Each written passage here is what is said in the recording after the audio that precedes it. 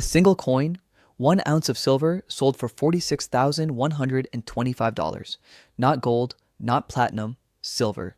At a moment when most investors weren't even watching, something shifted quietly in the numismatic market. A signal hidden in plain sight that the old rules of value may no longer apply. Because this wasn't about melt value, this was about scarcity, memory, and a market waking up to something it had ignored for decades. By the end of this video, you will understand exactly why this happened and why it may be the first sign of something much bigger coming for silver. Stay with us because what happens next could change how you think about wealth entirely. Welcome back to Precious Metals Intelligence, the channel where strategic economic developments are examined with the depth and discipline they deserve. If you are joining for the first time, know that this channel exists for one purpose: to help serious, wealth-conscious viewers understand the forces quietly reshaping the value of money, metal, and time. Before we continue, it would mean a great deal to know who's watching. So please, if you have a moment, where are you watching from today? Share your city or country below. This channel has grown into a global community of thoughtful investors, and it is always worth knowing just how far these conversations reach. On a quiet day in the world of coin collecting, something happened that most people never saw coming. A single 1 Oz silver coin sold for $46,125. Not a rare gold coin, not a platinum bar, a coin made of silver worth only a few dollars in raw metal value sold for a price that stunned even seasoned collectors. The coin was a 1998 Mexican Silver Libertad. It had been graded MS 70, which means it was judged to be in flawless condition without a single visible flaw. 23 different bidders competed for this one coin. Each of them pushed the price higher and higher until it reached a number that made headlines across the precious metals world. To understand why this matters, it helps to step back and ask a simple question. Why? Why anyone pay more than 1,500 times the value of the silver inside a coin just to own that coin? This is the question every serious investor should be asking right now. Most people think of silver in a simple way. They believe its value comes from its weight and its purity. If silver trades at a certain price per ounce, then a 1 Oz coin should be worth close to that price plus a small amount for minting and dealer costs. That is how bullion is supposed to work, but this auction broke that rule completely. What happened here was not about the metal at all. It was about scarcity. It was about a coin that very few people saved when it was minted decades ago. Nobody knew back in 1998 that this particular coin would become so hard to find. Nobody was storing boxes of them expecting future demand. Now, almost 30 years later, collectors are discovering just how few of these coins survived in top condition. This is the first thread investors need to pay attention to. When a hidden scarcity finally gets discovered by the market, prices do not rise slowly. They jump, and they jump fast, often without warning, catching people off guard who are not paying close attention. This is not the only sign of unusual demand. Auction records show that similar coins from the same series have been rising in value year after year. And the pace of that increase has been picking up speed recently. What was once a slow, steady climb has turned into something much sharper. That is not a coincidence. That is a pattern forming in real time. For business professionals and serious investors, this story is not just an interesting piece of collector trivia. It is a signal. It shows how quickly value can shift when scarcity meets renewed demand, especially during times when people are losing confidence in paper currency and looking for something more solid to hold on to. Silver has always played two roles in the economy. It is an industrial metal used in electronics, solar panels, and manufacturing.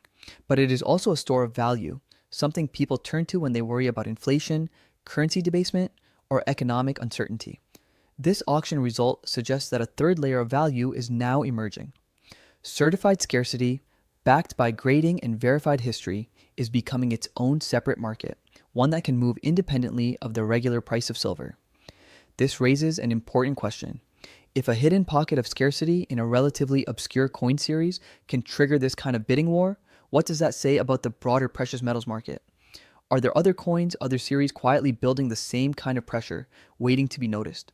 That question will not be answered easily, but it is worth taking seriously, especially now as more collectors and investors begin paying attention to certified rarity rather than simple bullion weight.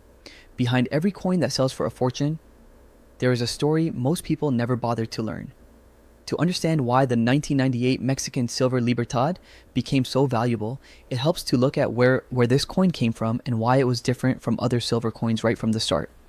The Libertad series began in 1982 when the Mexican Mint, known as Casa de Moneda de Mexico, started producing silver coins as a way to give investors and collectors a way to own pure silver backed by the government of Mexico. This was similar in idea to what other countries were doing with their own bullion programs, but the Libertad took its own path, one that would later make certain years extremely hard to find. Mexico is one of the largest silver producing countries in the world, yet surprisingly, that did not mean large numbers of Libertad coins were made every year. Much of Mexico's silver went toward industrial use, not coin production. Because of this, the mint often produced smaller batches of Libertads compared to other well-known silver coins such as the American Silver Eagle. Fewer coins made each year meant that some years became naturally rare simply because so few were struck in the first place. The 1990s were an especially interesting period for this series. During those years, mintage numbers for several dates dropped even lower than usual. The 1998 issue, the same year connected to this record sale, is considered one of the scarcest dates in the entire modern series. At the time, nobody treated it as anything special. It was simply another year of bullion production sold at a modest price with little thought given to future rarity. This is where an important lesson begins to take shape. Scarcity is not something that is always obvious at the moment it happens. Often, it becomes visible only years later once collectors look back and realize how few examples were actually saved. Nobody in 1998 was storing large quantities of this coin, expecting it to become valuable one day. Dealers sold it as ordinary bullion. Investors bought it simply for its silver content. Almost no one held onto it with long-term rarity in mind. Compare this to the American Silver Eagle, a coin many investors already know well. Over the decades, large numbers of eagles were minted every year and many were stored away in bulk by dealers and stackers, often in what collectors call monster boxes. Because so many were saved in large quantities, most dates remain relatively easy to find today, even decades later. The Libertad took a very different road. Nobody protected these coins the same way. Supplies of early dates became thin, not because people believed they would be rare, but simply because so few people were paying attention. This difference matters greatly for anyone trying to understand today's auction results. When a coin from a well-known and heavily saved series becomes scarce, it typically happens slowly over a long stretch of time.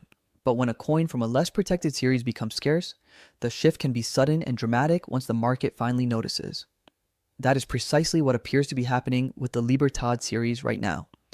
Collectors who have spent years building complete date sets of silver eagles are increasingly turning their attention toward the Libertad series, searching for the same kind of completeness.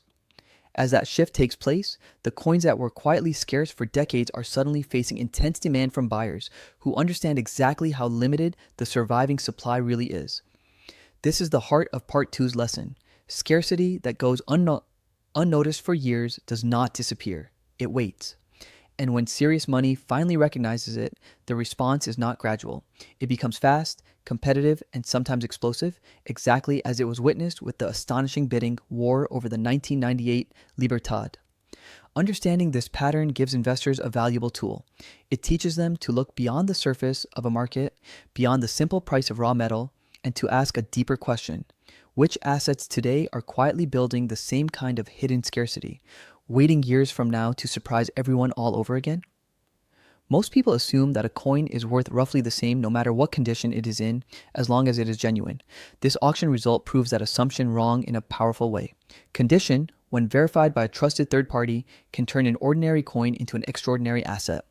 This is the second major force behind the record-breaking sale of the 1998 Libertad, and it deserves close attention. The coin that sold for $46,000 was not just any 1998 Libertad. It carried a grade of MS-70 from a respected grading service. This grade represents the highest possible mark a coin can receive. It means the coin shows no visible imperfections at all, not a single scratch, mark, or flaw even under close inspection. Reaching this level of perfection, especially for a coin struck decades ago, is extremely difficult. To understand why this matters so much, it helps to compare sale prices across different grades of the very same coin. An example, graded one step lower at MS-69, sold for just over $1,000 back in 2023. That may already sound like a strong price for a bullion coin, but only 3 years later, a coin of that same MS-69 grade sold for more than $5,000, nearly 5 times higher. That alone shows a market moving quickly. Yet the jump to a perfect MS-70 grade pushed the price even further into territory that most people would never expect for a single ounce of silver.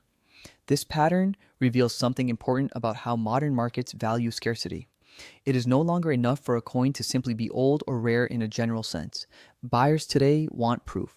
They want independent verification that a coin is exactly what it claims to be, and that its condition meets the highest possible standard. Grading services provide that proof, and in doing so, they have transformed coin collecting into something closer to a financial market, complete with standardized ratings that buyers can trust. This shift did not happen overnight. Over the past several years, more collectors have become comfortable relying on third-party grading before making a purchase. As trust in the foi and these grading systems grew, so did the willingness of buyers to pay dramatically higher prices for top-graded coins. The result is a widening gap between an average example and a perfect one, a gap that keeps growing larger with each passing year. There's a deeper economic story hiding inside this trend as well. When people lose confidence in paper currency or worry about inflation eating away at their savings, they often look for ways to protect their wealth using physical assets.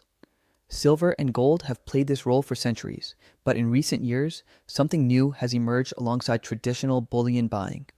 Certified high-grade coins are increasingly being treated as their own separate category of asset, valued not just for their metal content, but for their proven rarity and flawless condition.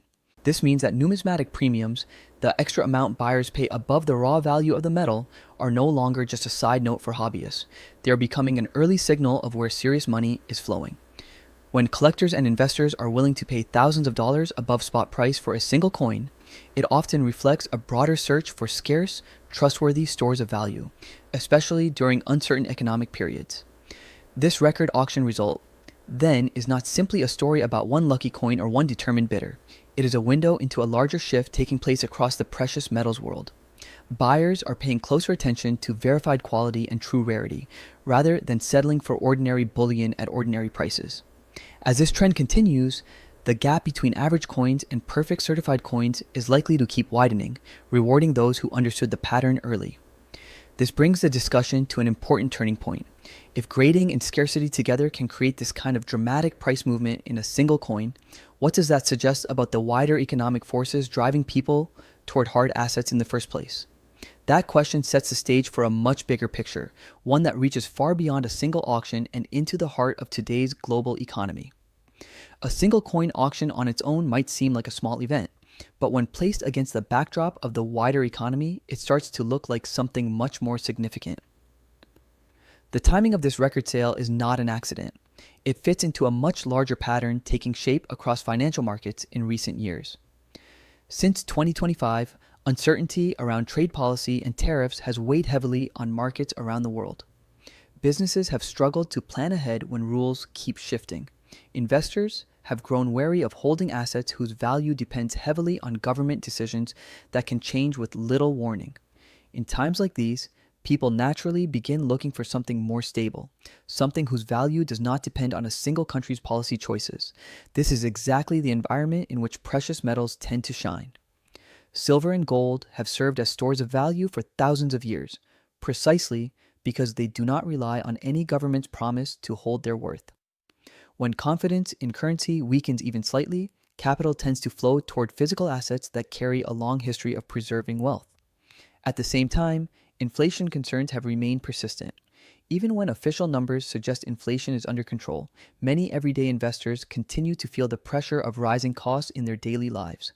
This gap between official data and lived experience often pushes people to look beyond savings accounts and paper investments toward assets they can physically hold and trust. This is where the connection to the Libertad auction becomes clear. As more investors search for reliable stores of value, they are not only buying ordinary bullion, they are increasingly drawn toward certified, provably scarce coins because these coins offer something ordinary bullion cannot. They combine the physical security of silver with a verified limited supply that cannot be replicated or increased. The same pattern is beginning to appear in the gold Libertad series as well. Collectors who have completed their Silver Libertad sets are now turning their attention to gold versions of the same coins, particularly smaller low mintage issues from the 1990s and early 2000s. Auction specialists have noted growing competition for these scarce gold fractionals, suggesting that the demand seen in silver may soon extend further into the gold market. There's also a broader signal worth noting. A major upcoming auction is set to include a complete collection of classic Mexican gold coins known as centenarios, spanning issues from the early 20th century. These coins, each containing more than 1 ounce of gold, represent a different category of Mexican numismatic history. How this collection performs at auction may offer further evidence of whether the current wave of demand is limited to modern coins, or whether it reflects a much wider shift toward Mexican precious metals as a whole. For business professionals and serious investors watching from the outside, this pattern carries an important lesson. Markets rarely move in isolation. A record price for one coin is worth noting on its own. But when that record fits into a larger pattern of rising demand, growing grading premiums, and mounting economic uncertainty, it becomes something far more important. It becomes a signal. The question now is not whether this single auction was unusual. It clearly was. The real question is whether this event marks the early stage of a much larger shift in how investors think about scarce certified precious metals at a moment when confidence in traditional paper assets continues to be tested.